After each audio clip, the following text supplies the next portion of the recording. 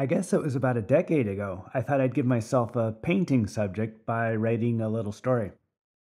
The story that came out was The Mysteries, which wasn't at all what I was expecting, and I was baffled to discover that I had no idea what the picture should be for what I had written. Nothing I tried captured the spirit I wanted, so the story sat in my desk drawer for years. I made periodic attempts at it, but I could not figure out what this thing wanted to be. After almost 40 years of work as an illustrator, the inner compass that had led me into my career started pointing elsewhere. I tried to ignore it, but the urge to explore new ways of working just got stronger. I really wanted to reconnect with the enthusiasm I knew as a kid before I ever thought of myself as an artist, when I didn't even care if anything I made was any good. I just loved making stuff, and I also loved how it felt to disappear into whatever I was doing. So eventually I had to decide, continue in the same direction or jump. At the time I became friends with John, we were both looking for new directions in our work. Somewhere along the way, we raised the idea of maybe collaborating on something. Who knows what that would be?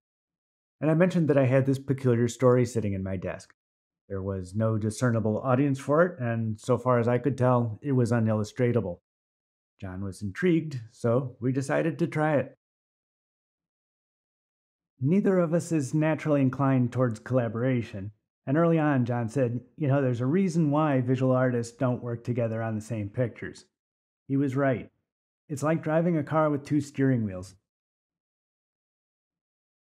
Collaboration probably works best when you've got a well-defined goal, a clear leader, and specific tasks for each person.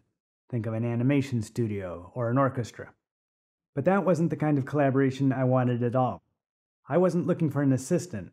I didn't want to be the boss. I wanted a sparring partner, someone whose ideas and skills would challenge my own. So John and I set off with one rule, which was that neither of us would get the final say on any decision. Either one of us could veto anything for any reason, or even pull the plug on the whole project. We proceeded only if we both agreed. That decision doomed us to endless debates, but it's what made the project so interesting to me. The pictures were truly a collaboration of equals. Bill and I decided right away that somehow we should construct the art rather than draw it. We were determined to work in a completely different way than we were used to. More than anything, we wanted this to be fun. Well, the difficulties came at us from every possible direction, and they never let up. The biggest problem was the story itself, which doesn't have much of a narrative. There's no protagonist. There's not even a plot in the usual sense. When writing the story, I knew I didn't want the pictures to just duplicate what the words were saying. I wasn't looking for illustrations. I wanted the pictures to do half the writing. So I deliberately left holes in the narrative where the pictures would take over. But later, as John and I tried to fill in those holes, I realized that the holes were crucial to the story. A lot of the meaning is in what's not said. The holes needed to stay empty for the reader to fill in. So our task was basically a paradox. This is why I'd had so much trouble on my own. We were trying to make pictures that didn't show things for a story that didn't say things, which is probably the aspect of the book I like the best. Bill's story has a weird not there-ness that really appealed to me. The words pull you along, but you have to supply details. It's a bit of a Rorschach test. Everyone who reads it will read something a little different. We had to figure out how to pull off a similar magic trick with the pictures. They had to evoke a lot more than they showed. Now, that's a fascinating creative challenge, but what an impossible project to pick for a first-time collaboration. There was a tone and an atmosphere to the story that needed to be preserved at all costs, but otherwise, surprise was the goal. So we just tried stuff. When that didn't work, we tried more stuff. Our process was appallingly inefficient and wasteful. We were basically drawing the map as we wandered around lost. But when you're lost, pretty much everything is surprising. Given the exact same subject matter, Bill and I are probably going to head in opposite directions. I dissect the subject, study the parts, and then reassemble everything. Bill looks for the quickest way out. I'm not too interested in capturing the fidelity of appearances. I'd rather draw my idea of a bird than what a bird actually looks like. John really enjoys scrutinizing what he sees. The specific nuances of the subject are what inspires him. But the details that get John excited tend to bog me down. They're just not relevant to what I'm after. For this story, I was searching for a mood, more like a half-remembered dream. So for me, any jump to literal appearances and physical things just sort of popped the bubble. That difference in our outlooks plagued us from start to finish. John would emerge from weeks of work with some carefully considered, beautiful object, and my heart would sink. It wasn't what I wanted at all. John loved the detailed presence that these things had, the physicality, the psychology that they presented. And that was exactly what felt so wrong to me. Where was the ambiguity, the mood? I kept vetoing his pieces, saying, "This is too much information. That's too specific. This looks too real. I don't want to show that much." Not surprisingly, John got pretty tired of me scrapping so much of his effort. He said, "Look, we're making pictures. We got to show something." We went in circles around this business of realism. What place should it have in our pictures? And what does realism even mean anyway? Are we talking about lifelike appearances? Or emotional reality? Or psychological reality? We rarely agreed. We did agree on the mood we were after, and that being the case, it baffled us that getting to it was so hard. We were trying to reconcile fundamentally different approaches and different temperaments. John enjoys craftsmanship.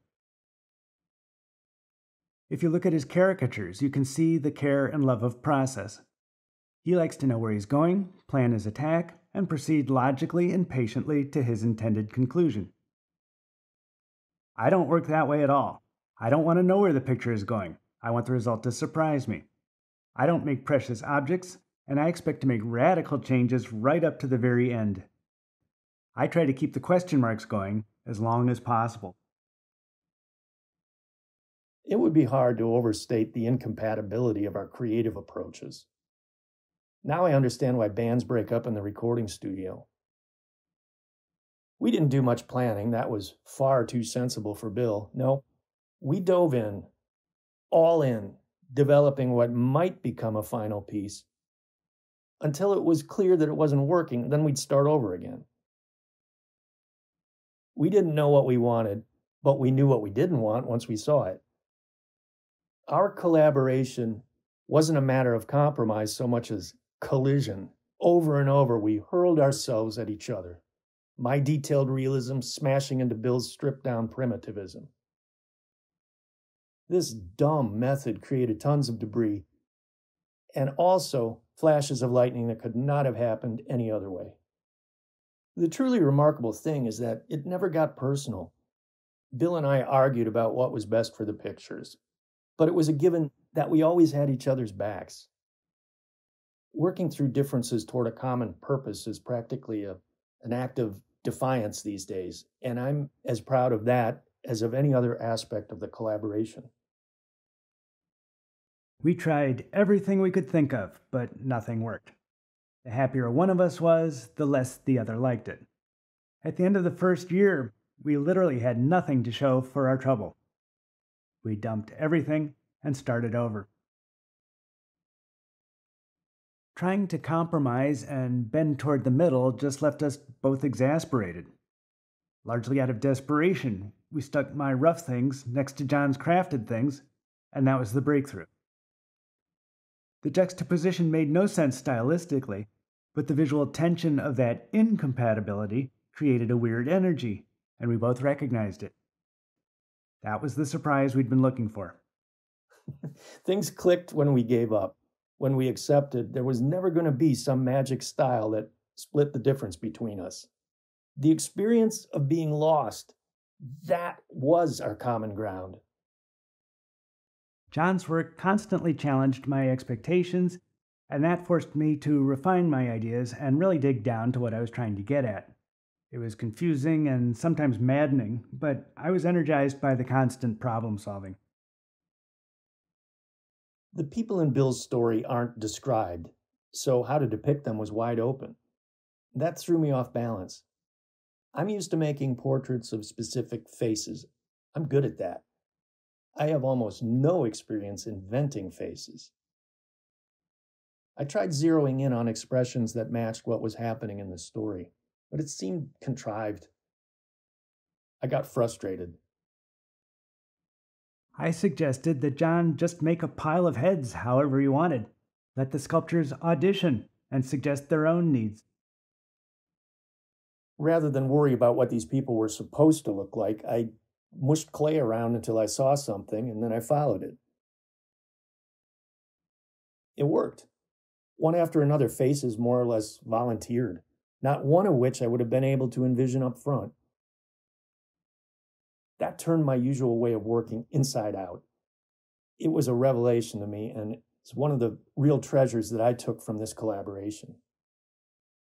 I found myself outside quite a bit, wandering around the yard with a lump of clay and modeling tools. Moving from sunlight into shade instantly changed the attitude of the person in my hands, and every angle revealed some new expression. A face that looked grim over there became pleasant over here. Walking and working, I got acquainted with the personalities of these people, and I saw how they might emote for the camera.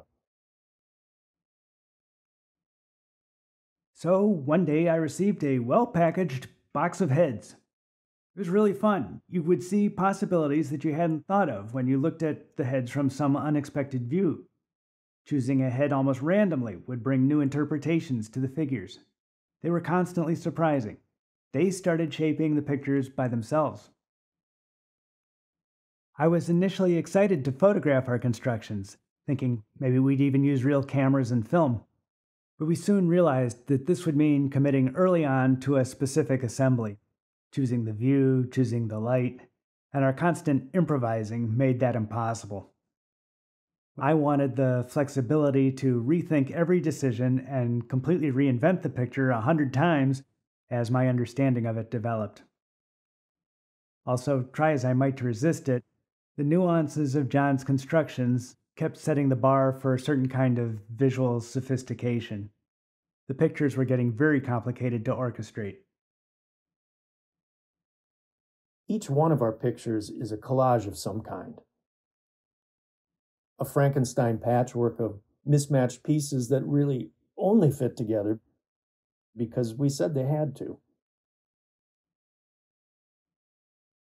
The argument against collaboration is that there's really no such thing as a shared vision. It's all choices and negotiation. If you're not willing to let go of the outcome and let the process determine its own answers, this isn't going to be a happy path for you. But an argument in favor of collaboration is that having somebody equally invested on the project on the other end of the line really gets you through a lot of frustration and doubt. John and I often exchanged emails at 3 and 4 in the morning because we were both up and obsessed with the questions we were raising. If I hadn't had some help, this story would still be sitting in my desk drawer. Collaboration generates friction, but also energy, and sometimes the combination of talents is greater than the sum of the parts. We set off looking for surprises, and we got them every day, so, be careful what you ask for. Nothing ever went the way we expected it to, and the project demanded that we develop a pretty high tolerance for confusion and uncertainty. Collaborating meant shelving our egos and trusting each other to help invent something new that we didn't quite understand and weren't quite in control of. The results are not what either of us would have chosen to do on our own. The process of making these pictures was absolutely fascinating to me, but it was a bit mysterious in itself, which seems perfectly fitting for this book. And in hindsight, I don't think it could have happened any other way.